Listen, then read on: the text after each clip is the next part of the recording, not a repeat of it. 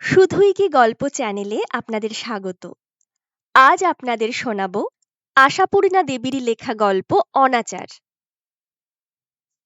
সুভাষ কাকিমার নামে একেবারে ছিছিকার পড়ে গেল।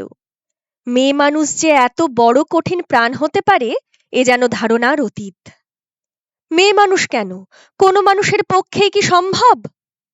যে কঠোর কাজ মানুষের পক্ষেই অসম্ভব, তেমন কোনো কাজ যদি কোনো মেয়ে মানুষে অম্লান বদনে করতে পারে, তাহলে তাকে লোকে কি না বলবে? আমার নিজের কাকিমা আর মা বাড়ি এসে দালানে পা ছড়িয়ে বসে পড়লেন। বোধহয় মনের ওপর এত বড় একটা ধাক্কার ধাক্কা সামলাতে। সুভাষ কাকিমারা আমাদের জ্ঞাতি নয়, কাজেই অশৌচের বালাই নেই। তাছাড়া মৃত্যু বাড়ি থেকে ফিরে সধবা মানুষের নাকি তক্ষুনি স্নান করতে নেই। তাই মা কাকিমা কাপড় ছেড়ে বসেছেন। পিসিমা একেবারে ঘাট থেকে একটা ডুব দিয়ে ফিরলেন। উঠোনে দাঁড়িয়ে ভিজে থানের আঁচলটা নিংড়ে নিংড়ে সেই নিংড়ানো জলটুকু দিয়ে পা ধুয়ে দালানে উঠে পিসিমা চাঁচা ছোলা মাজা ঘষা গলায় বলে উঠলেন, যাক, এতদিনে গিরিন খুড়োর হাড় কখানা জুড়োলো। আহা, আজন্ম দুঃখী। রোগে শোকে জর্জর দেহখানা টিকেছিল শুধু পরমায়ু ফুরোয়নি বলেই, নইলে মরেই তো ছিলেন। আলনা থেকে শুকনো মটকার থানখানা পেড়ে নিয়ে পড়ে মার কাছাকাছি বসে পড়ে থানের আঁচলখানা দিয়েই ন্যাড়া মাথাটা ঘষে ঘষে মুছতে লাগলেন পিসিমা। মা নিঃশ্বাস ফেলে বললেন, উফ, মানুষ জন্ম হয়ে পর্যন্ত এমন সর্বনেশে কথা কখনো শুনিনি ঠাকুরঝি। তুমি তো সেদিনের মেয়ে বউ, তুমি শোনোনি সে কিছু মস্ত কথা নয়। জগতের কেউ কখনো শুনেছে? কাকিমা বললেন, আমি শুধু ভাবছি, পারলো কি করে? টান ছিঁড়ে পড়লো না? একদিন নয়, আধ দিন নয়, ৬-৭ মাস এই দুরন্ত সংবাদ চেপে রেখে স্থির থাকা, উফ, ভাবাই যায় না। পাষাণে তৈরি বুক, বললেন মা। পিসিমা বললেন, ওগো, কার ভেতরে কি থাকে সে শুধু সময় এলেই ধরা পড়ে।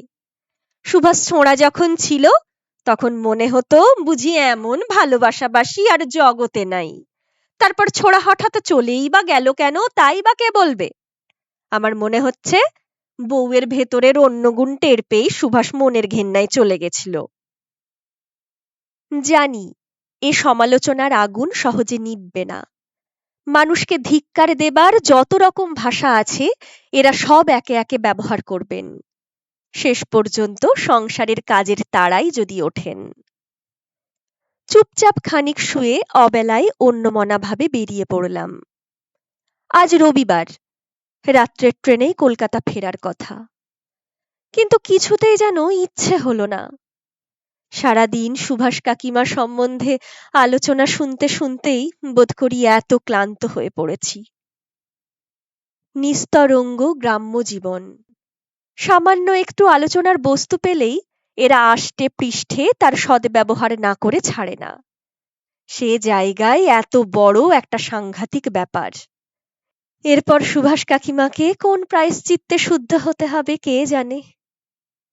আচ্ছা, সুভাষ কাকিমা কি কোনো গর্হিত অপরাধ করেছেন, নাকি কুলধর্ম নষ্ট করেছেন, না সামাজিক কোনো অনাচার করেছেন?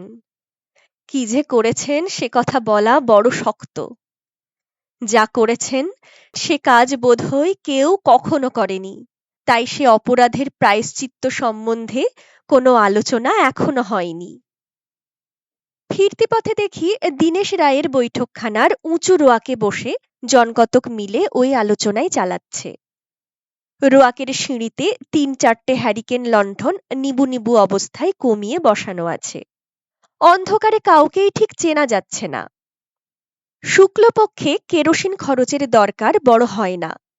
রাত বিরেতে পথ হাঁটতে একটা লাঠি ঠকঠকি যথেষ্ট। কিন্তু আজকের কথা স্বতন্ত্র। আজ গ্রামে একটা মৃত্যু ঘটে গেছে। আজ সন্ধ্যার পর থেকে পথে বেরোতে হাতে একটু আগুনের ছোঁয়া থাকা ভালো। গ্রামের লোকের অন্ধকারে চোখে মানিক জ্বলে। আমাকে দেখেই দীনেশ রায় হাঁক দিলেন, কে যাচ্ছে ওখানে? মনতোষ নাকি? বাধ্য হয়ে এগিয়ে গেলাম। দীনেশ রায় বললেন, আজকের দিনে হাতে একটা লণ্ঠন নিয়ে বেরোওনি কেন বাবাজি? বললাম, বিকেলে বেরিয়েছি। আচ্ছা, বসো একটু। এই সুরেন্দা তো তোমাদের দৌড় দিয়েই যাবেন, একসঙ্গে যেও। আলো ধরে দাঁড়িয়ে দেবেন অখন। দরকার হবে না, বলে চলে যাচ্ছিলাম। কিন্তু যেতে দিচ্ছে কে? দীনেশ রায় উদার কণ্ঠে বলে উঠলেন, তোমার দরকার নেই, আমার দরকার আছে। আমি তোমায় একা আঁধারে ছেড়ে দিতে পারি না। এসো এসো। তারপর আজ আর ফিরবে না বুঝি? আজ্ঞে না, কাল যাব। কাল ছুটি আছে নাকি? না, ছুটি কিসের? তবে জানি, উত্তর দেবার স্পষ্ট অনিচ্ছা দেখেও এরা প্রশ্ন করতে ছাড়বেন না, এই এদের বিশেষত্ব। বললাম, এমনি গেলাম না আজ, ভালো লাগলো না। দীনেশ রায় একটু উচ্চাঙ্গের হাসি হেসে বললেন, হুঁ, ভালো আর লাগবে কোথা থেকে? দেখে শুনে তাজ্জব বনে গেছো একেবারে, কি বলো? সুভাষের স্ত্রীর কার্যকলাপ শুনলে তো? শুনলাম। বলি, তোমরা তো কলকাতায় থাকো হে, অনেক রকম কেতা দেখা অভ্যেস। এমন কেতা দেখেছো সেখানে? বিনীতভাবে বললাম, আজ্ঞে না। সুরেন সরকার গলা ঝেড়ে বললেন, সাফাই শুনলে তো? বলে কিনা বুড়ো মানুষটার মনে দাগা লাগবে বলে তাই শ্বশুরের জন্যে প্রাণ ফেটে মরে যাচ্ছিলেন। ছেলে ভোলানো আর কাকে বলে? বলি, তুই পারলি কি করে তাই বল। খবরটা বুড়োর কানে উঠলেই তো মাছ খাওয়া শাড়ি পরা ঘুচে যেত। মাথার মধ্যে হঠাৎ একটা যন্ত্রণা বোধ করলাম। বললাম, আচ্ছা কাকা, আমি চলি। আঁধারেই চললে? হ্যাঁ। নেমে পড়লাম। দীনেশ রায় চেঁচিয়ে উঠলেন, বলি, পইতে গাছটা গলায় আছে তো হে, নাকি কলকাতার ফ্যাশনে ধোবার বাড়ি পাঠিয়ে দিয়েছ? গাছতলা দিয়ে যাওয়া মানো না তো কিছু। মৃত আত্মা ৩ দিন ৩ রাত জায়গা ছেড়ে নড়তে চায় না, ঘুরে বেড়াই, বুঝলে? গাছতলা দিয়ে যেতে যেতে আবার বাড়ির বিপরীত দিকে ঘুরলাম। মৃত আত্মা জায়গা ছেড়ে না নড়ে যদি ৩ দিন ধরে সেইখানেই ঘুরে মরে, তাহলে গিরিন ঠাকুরদার আত্মাও নিশ্চয়ই কাছে পিঠে কোথাও ঘুরছে। এসব ঘটনা টের পাচ্ছে, এসব আলোচনা শুনতে পাচ্ছে। কি হচ্ছে সে আত্মা? সন্তুষ্ট, নাকি এইসব গ্রাম্য বৃদ্ধদের মতো ক্রুদ্ধ হয়ে অভিশাপ দিতে চাইছে? কে জানে কি। সুভাষ কাকিমার প্রতি খুব বেশি স্নেহভাব তো কখনো দেখিনি তার।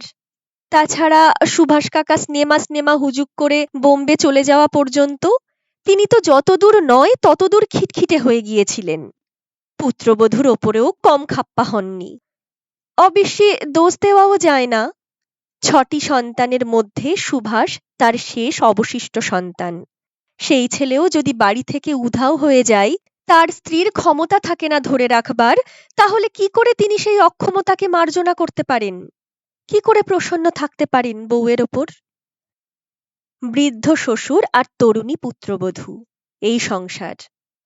শ্বশুর যদি রাগ করে সাবু বাড়িলি সমেত ভারী কাঁসার বাটিটা বেআন্দাজি ছুঁড়ে মেরে বউয়ের কপাল ফাটান, তাহলেও কেউ ধরবার নেই। প্রথম প্রথম নাকি খুব চিঠির ঘটা ছিল সুভাষ কাকার, টাকাও পাঠিয়েছিলেন কবার। কিন্তু মাস ৬-৭ আর কোনো খবর নেই, না টাকা না চিঠি। সংসারে দারিদ্র্যের চরম। পাড়ার গিন্নিদের দিয়ে নিজের যা একটু সোনাদানা ছিল সবই বিক্রি করিয়েছিলেন সুভাষ খুড়িমা।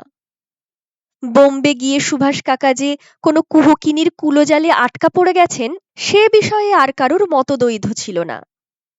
ওদের যে কি করে চলে সে কথা গ্রামের কেউ কোনোদিন ভেবে দেখেনি, কিন্তু ওদের নিয়ে আলোচনার অন্ত ছিল না।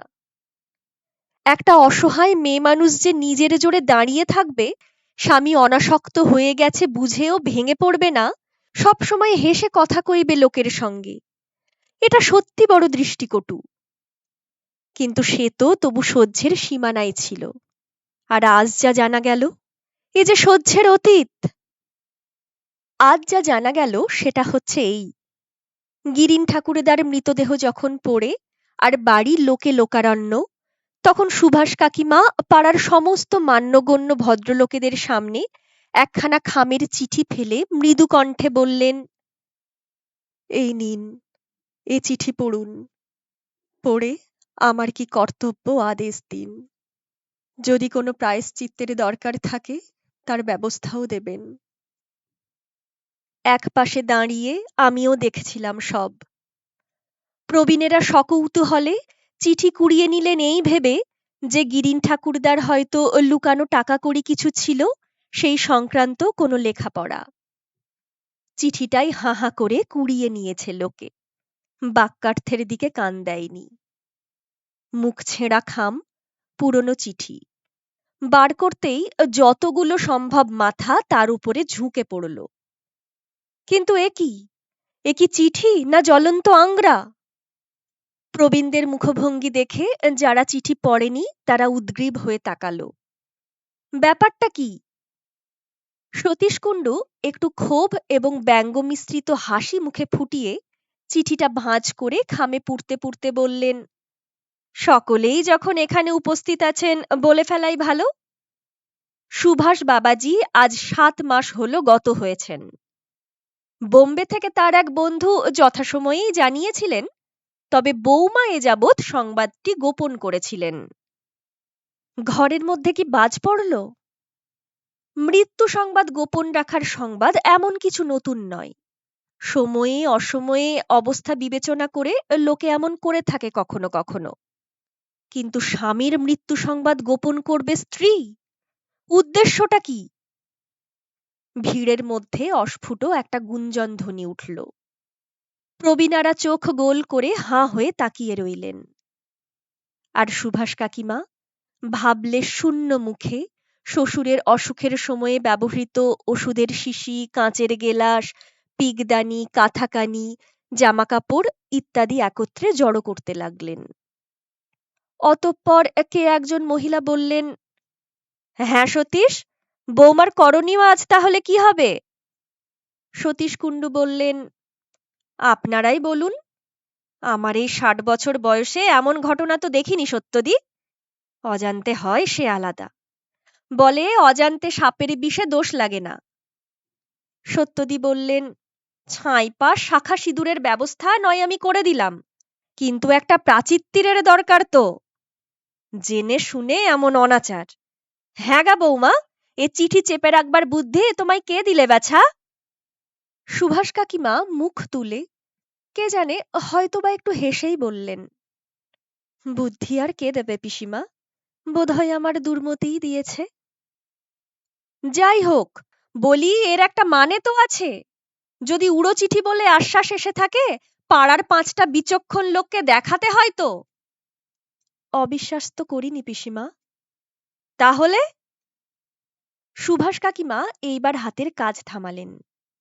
স্থিরভাবে বললেন, ভেবেছিলাম বাবা বুড়ো মানুষ, জীবন ভোর অনেক শোকতাপ তো পেয়েছেন, মরণকালে না হয় আর নাই পেলেন। এইটাই কি আর একটা সহজ মানুষের মতন কাজ হলো বাছা?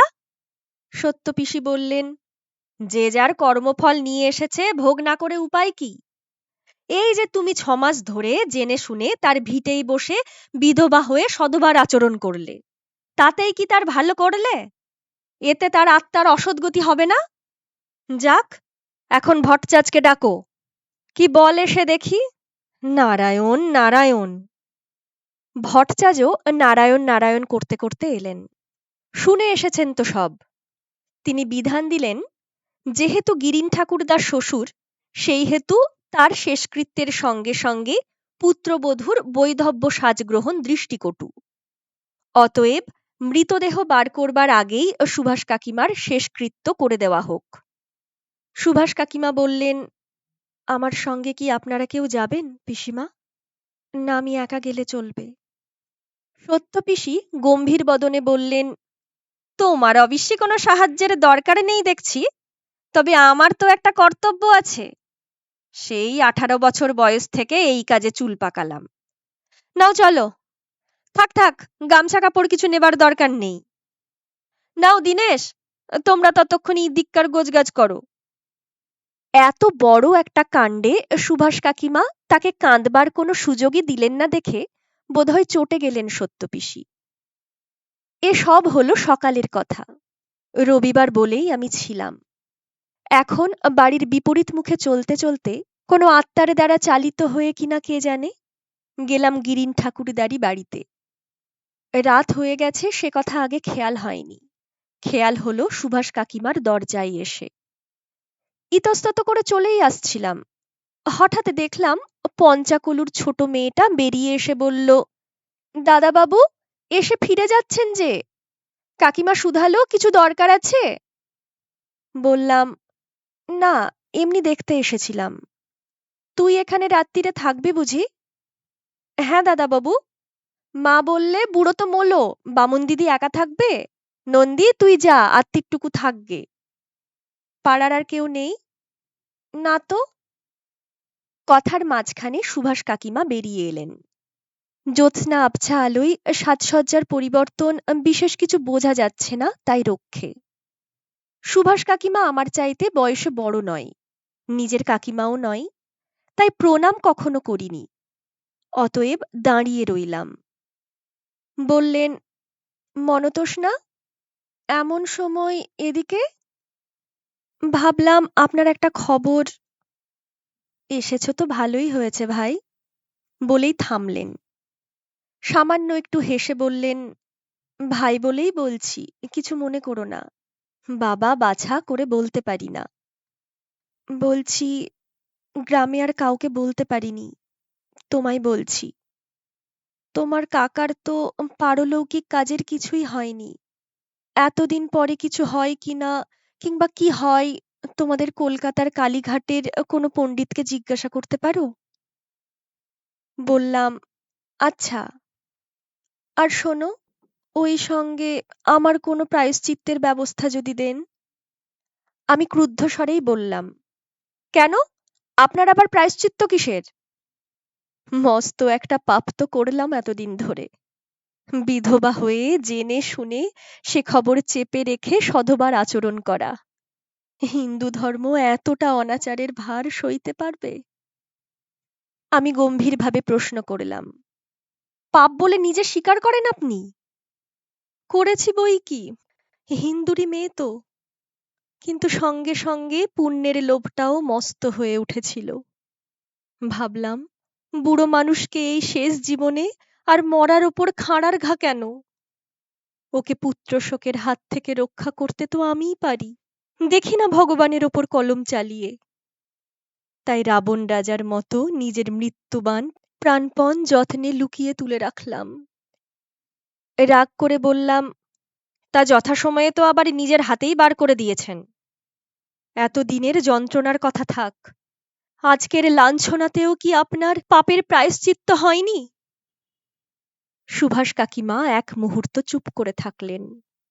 তারপর বললেন, কি জানি, বুঝতে পারছি না। মনে হচ্ছে একটা কিছু শাস্তিই হোক, খুব কঠিন শাস্তি। এতদিন ধরে হেসে গল্প করে সহজ হয়ে বেড়ানোর জন্যে ভয়ঙ্কর কোনো শাস্তি। অজান্তে সাপের বিষ খেলে দোষ হয় না জানি, কিন্তু বুঝে সে বিষ হজম করলে তার জন্যে শক্ত বিধান শাস্ত্রে নেই? উত্তর জোগাচ্ছিল না। হঠাৎ 12 বছরের নন্দী চৈতন্য করিয়ে দিল, দাদাবাবু এবার ঘরে যাও, গাঁ ঘরের নোক তো ভালো নয়। কোথায় আনাজ কানাজ দে দেখবে আর কুচ্ছ রটাবে। আত হয়েছে তো। কথাটা বড় নিদারুণ সত্যি। লজ্জায় লাল হয়ে উঠলেও এক কথায় উল্টো মুখ ধরতে পারাও শক্ত। তাই বললাম, একটা কথা শুধু জিজ্ঞেস করব কাকিমা। গিরিন ঠাকুরদা আপনার সঙ্গে যা ব্যবহার করতেন সে তো কারোর অবিদিত নেই, অথচ তার জন্যে। এটা কি একটা কথা হলো মনতোষ? কাকিমা হেসে ফেললেন। উনি রাগের মাথায় যখন তখন আমার মাথা লক্ষ্য করে লাঠি নিয়ে তেড়ে আসতেন বলে আমি জেনে বুঝে ওর মাথায় লাঠি বসানোর ভারটা নেব? কিন্তু লোকে কি এর মর্ম বুঝল? লোকের বোঝাটাই তো শেষ কথা নয় ভাই। আচ্ছা, আর একটি শেষ কথা। কিছুতেই এ সন্দেহকে দূর করতে পারছি না। ভাবছি কি করে পারলেন? সুভাষ কাকিমা এবারেও একটু চুপ করে থাকলেন। তারপর বললেন, সেটা আমি নিজেও বুঝতে পারি না মনতোষ। কি করে পারলাম? শুনছিলেন আশাপূর্ণা দেবীর লেখা ছোট গল্প অনাচার। কেমন লাগলো কমেন্ট করুন। গল্প ভালো লাগলে ভিডিওটিকে লাইক করে নেবেন এবং বন্ধুদের সঙ্গে শেয়ার করে নেবেন। আর অবশ্যই আমার চ্যানেলটিকে সাবস্ক্রাইব করে নেবেন এবং পরবর্তী ভিডিওর নোটিফিকেশন পেতে বেল আইকনটি প্রেস করে নেবেন।